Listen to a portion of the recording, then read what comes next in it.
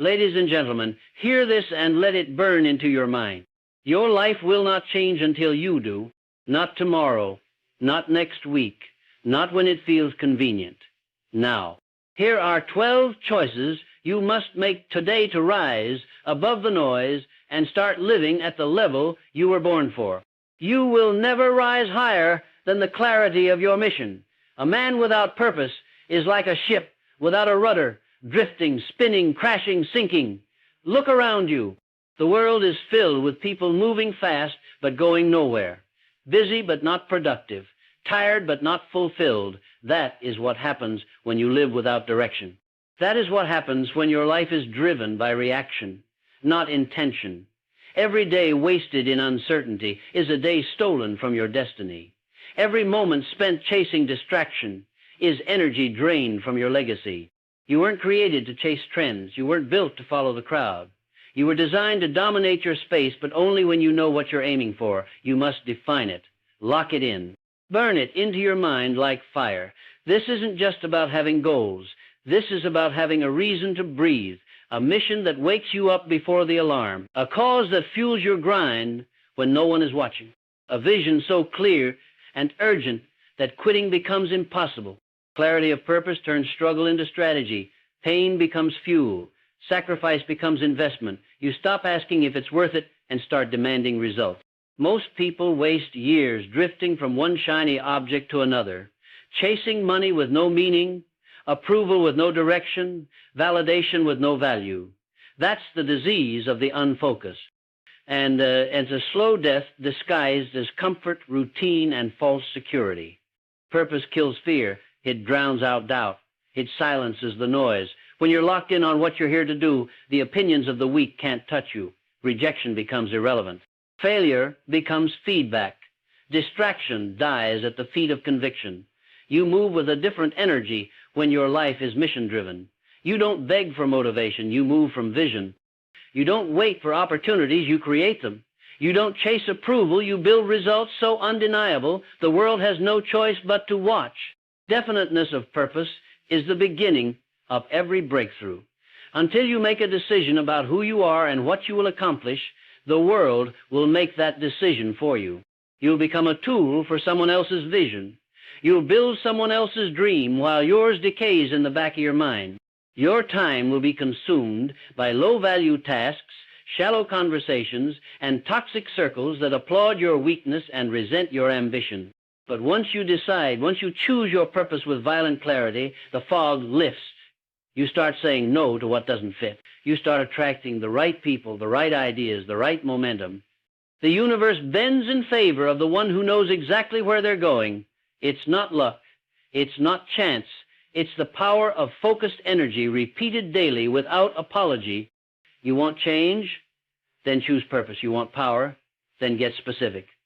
Be ruthless in your self-honesty. Ask yourself, what do I want more than comfort? What would I die for? And more importantly, what am I willing to live for? What future am I building brick by brick every single day? Get clear. Get obsessed. Because when your purpose is strong enough, excuses evaporate, distractions fade, and doubt becomes fuel for the fire. Here's the Mastery Over Self section in the same intense, relentless tone, beginning with a commanding hook and ending without a closing line, so it can transition smoothly into the next point. If you can't rule yourself, you have no right to rule anything else. Mastery over self is the foundation of all greatness. You are either the commander of your mind or the slave of your impulses. There is no middle ground. Until you conquer your own habits, distractions, fears, emotions, and appetites, you will remain your own worst enemy. The battlefield is not out there, it's inside. And if you lose that war, nothing else you build will last. Self-mastery is not sexy, it's not loud, it's not posted on social media for applause, it's quiet, ruthless, hidden behind early mornings, delayed gratification, painful honesty, and thousands of invisible decisions made in silence. It is what separates the weak from the unstoppable. The average man lets his feelings dictate his direction. The superior man feels everything but still chooses discipline. The world will hand you 100 excuses to be soft, to be lazy, to be emotional, to be distracted, but the standard you set for yourself must be higher than the noise around you. If you can't get yourself to do what needs to be done, when it needs to be done, whether you feel like it or not, then you are not in control, you are being controlled.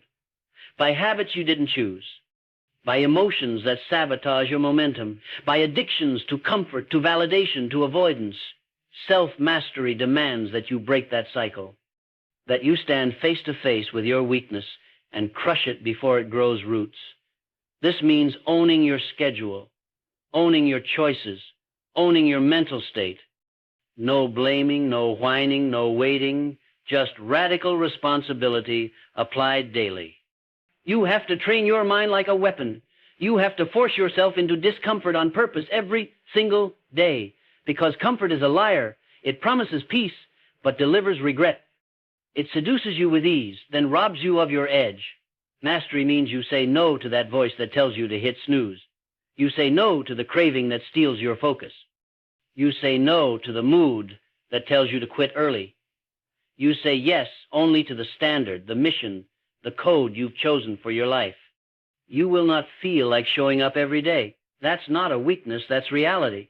But you train yourself to move anyway. You don't negotiate with laziness. You don't argue with fear. You don't entertain the dialogue of the undisciplined mind. You silence it with execution, with habit, with structure. You become your own general, your own coach, your own competitor. You set the pace. You enforce the rules.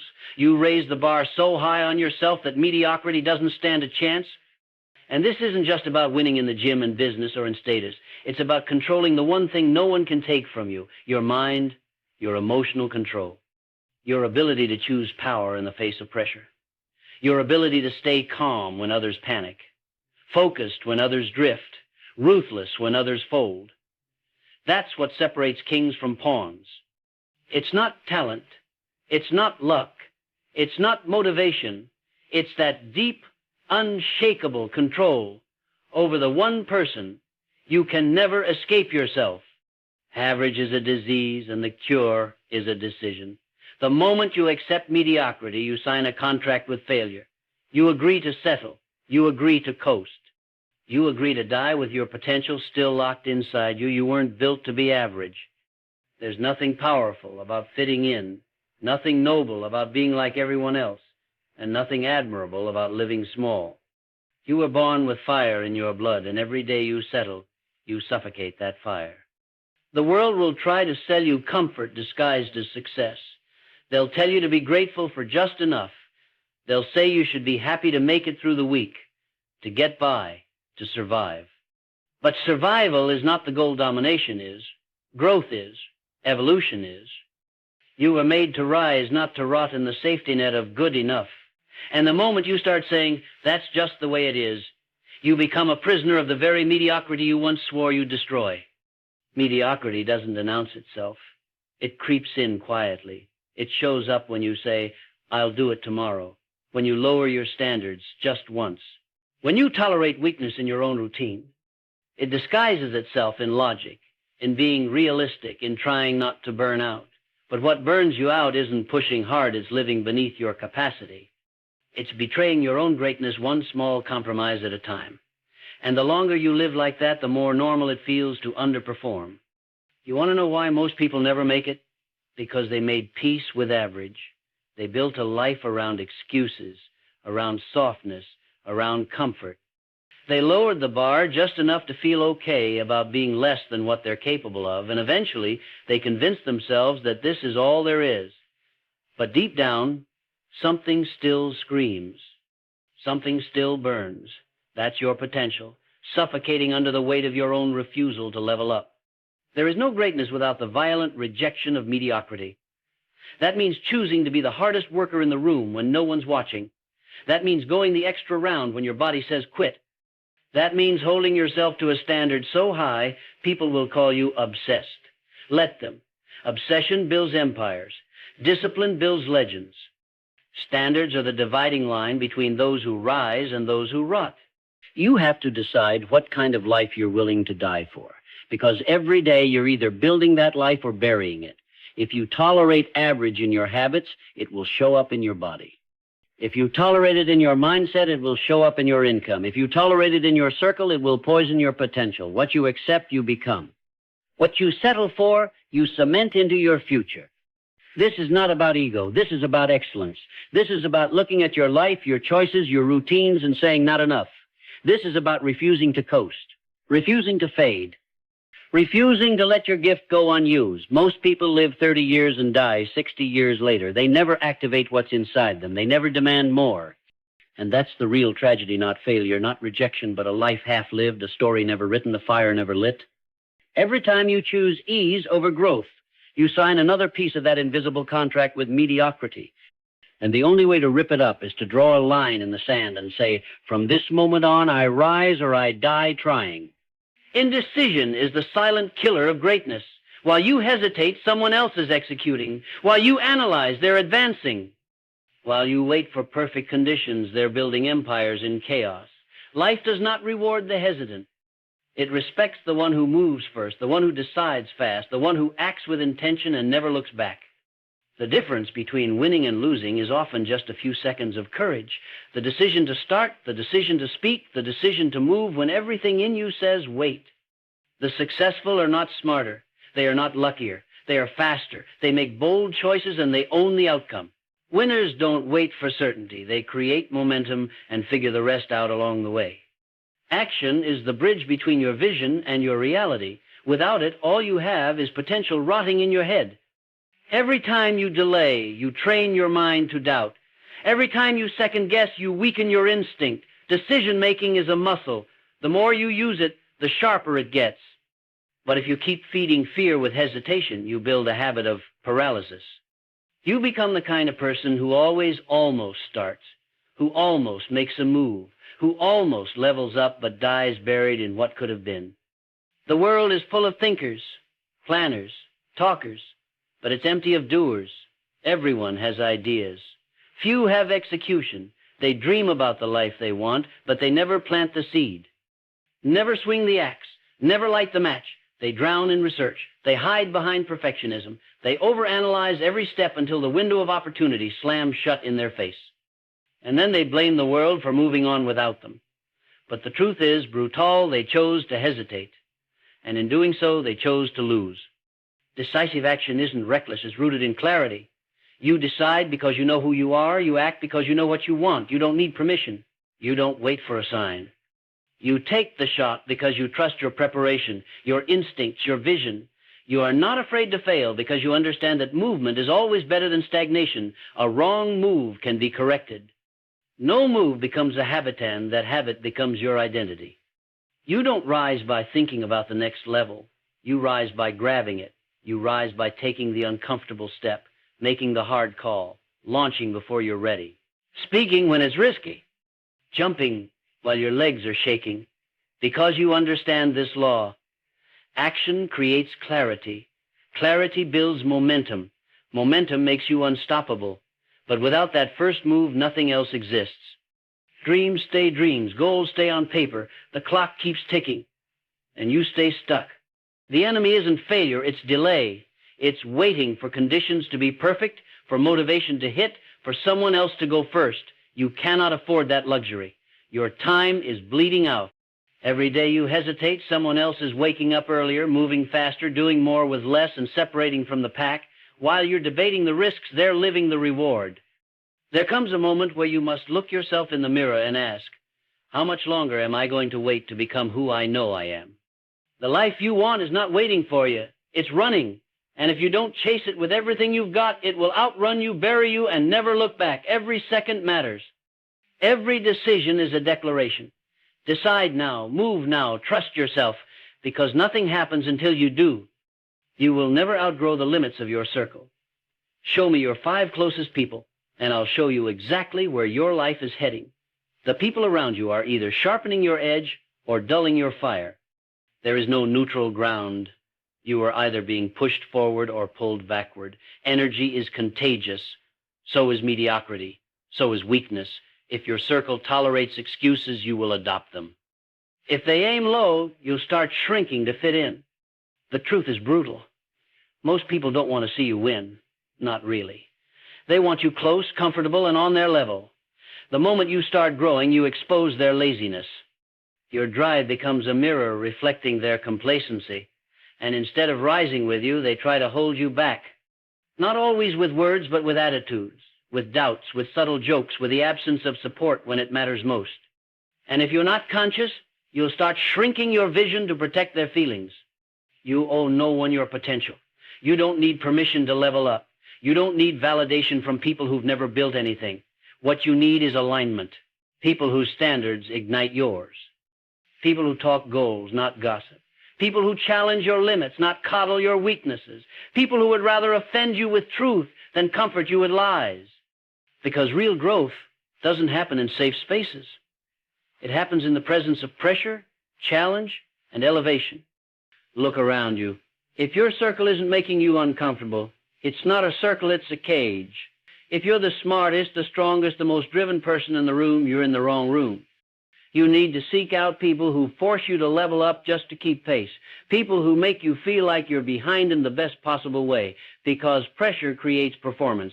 Competition sharpens focus. Exposure to excellence raises your internal standard without saying a word.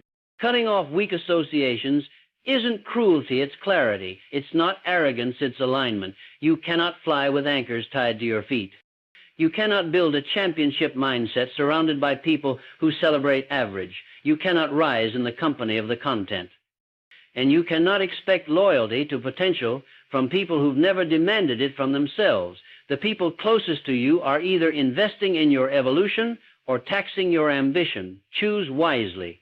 The hard part isn't identifying toxic energies walking away from familiar faces who refuse to grow. But if you're serious about your mission, you don't have the luxury of dragging dead weight. Loyalty to potential is not the same as loyalty to comfort. Some people were meant to be part of your story, but not your future. You can honor the past without compromising the next level. Growth demands separation. Not out of hate, not out of ego, but out of necessity. Your environment becomes your standard. What's normalized in your circle becomes what's accepted in your life. If they skip workouts, you'll make excuses. If they settle for average, you'll adjust your goals to match. If they laugh at discipline, ambition, and sacrifice, you'll eventually find yourself defending dreams you used to chase. That's the power of association. It shapes your language. It infects your habits. It determines your pace. And if you don't take control of it, it will take control of you. Association is a weapon. Use it with precision. Get around killers. Get around grinders. Get around people who wake up hungry, who hate comfort, who speak goals fluently, who move with intensity and discipline like it's in their DNA. Get around those who have something to lose because they'll move different. And so will you. Here's the persistent faith in your vision section, written with maximum intensity, opening with a powerful line and expanding into 600 words of pure fire, no soft fade-outs, no closure, just forward-driving momentum built to push into the next point. If you don't believe in your vision with unshakable conviction, no one else ever will. Faith in your vision isn't optional. It's the fuel, the foundation, the fire that keeps you moving when nothing else makes sense, when the world doubts you, when the results are invisible, when the progress feels microscopic. It's the relentless belief that what you've seen in your mind is more real than what you see in front of you. And that belief must be stronger than the excuses, stronger than the fear, stronger than the silence that comes when nobody claps for you. Every empire starts as an idea no one else understands. Vision is lonely at the top because most people are too addicted to proof, too chained to the visible, too scared to trust what hasn't happened yet. But the visionary plays a different game. The visionary moves with certainty before the results ever show up. You don't need a cheer squad when you're driven by belief. You don't need external validation when the internal fire is real. The greatest power you can carry is the refusal to let temporary reality distract you from permanent destiny. Faith isn't a feeling, it's a decision. It's a muscle that gets tested every time the results are delayed, every time the people around you disappear, every time the setbacks stack up and you have to choose, retreat or recommit. Most people fold because they don't see it working fast enough. They confuse slow growth with failure. They think quiet seasons mean nothing is happening. But champions know that the seed is growing underground long before the tree breaks the surface. Real belief works in silence. It grinds in the dark. It builds when no one's watching. You don't get to see the finish line on day one. You don't get to know how it will all unfold. But that's the price of greatness moving with force anyway. Persistent faith means you show up whether you feel like it or not. You build the thing, you train, you grind, you speak the vision out loud even when no one believes, especially when no one believes. Because their doubt is irrelevant. Their limitations are not yours to carry. Their disbelief does not cancel your destiny. Your belief must be louder than their disbelief, or you'll start living their life instead of building your own. You will be tested. You will be stretched. There will be moments that break average people in half. Moments where everything screams quit. And the only thing standing between you and failure will be this, the quiet decision that you still believe. You still believe in what's coming. You still believe that your work matters. You still believe that your vision is real even when your current circumstances don't reflect it yet. That's power. That's grit. That's mental armor that can't be faked and can't be bought. Most people underestimate the time it takes to become undeniable. They want the vision without the valley. They want the crown without the crucible. But vision without faith is hallucination. And if you're not willing to protect your vision from doubt, delay, failure, and fatigue, then you're not ready to carry it. The vision must be stronger than the voices, stronger than the pain, stronger than the timeline. You must protect it like a warrior, guard it like a treasure, and pursue it like your life depends on it, because it does. You don't need more time. You don't need more motivation. You don't need more approval. What you need is a decision, a choice to rise, a refusal to accept the life that mediocrity offers. Everything you want, every goal, every dream, every breakthrough is waiting on the other side of action, discipline, and unwavering belief. These 12 choices are not suggestions. They are weapons.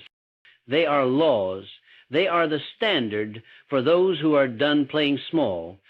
No one's coming to save you. No one's going to hand you the life you're hungry for. It's you.